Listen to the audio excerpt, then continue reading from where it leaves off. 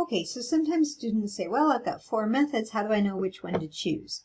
Now, what we're going to be working on is using the quadratic equation in standard form.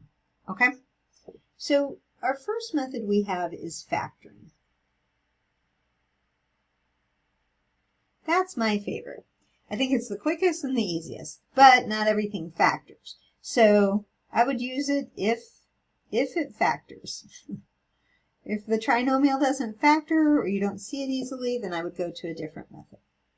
Method 2 was using the square root property.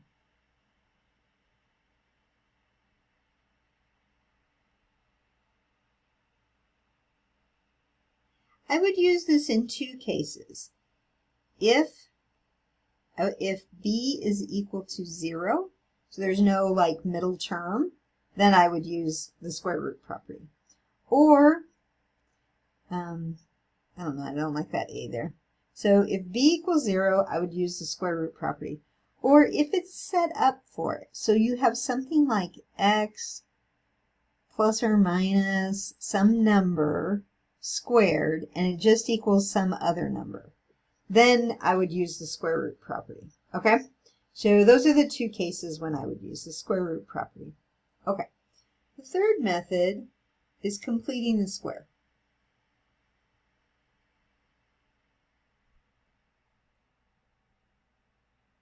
Now, I'll tell you, I don't care which method you use normally, but some problems are written to use, where one method is easier than another.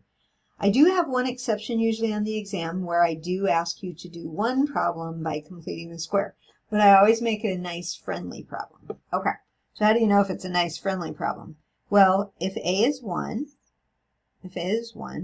and b is an even number, then it's pretty easy to use completing the square, and it's quicker than going through the whole formula and stuff. So that's when I would use completing the square. If a is 1, the leading coefficient's 1, and if b is even.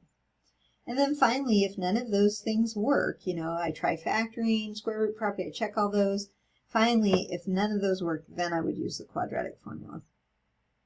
And sometimes you have to use the quadratic formula. There's no other way to do it. So those are the methods. Okay? Yeah, those are my tips for choosing which method to use.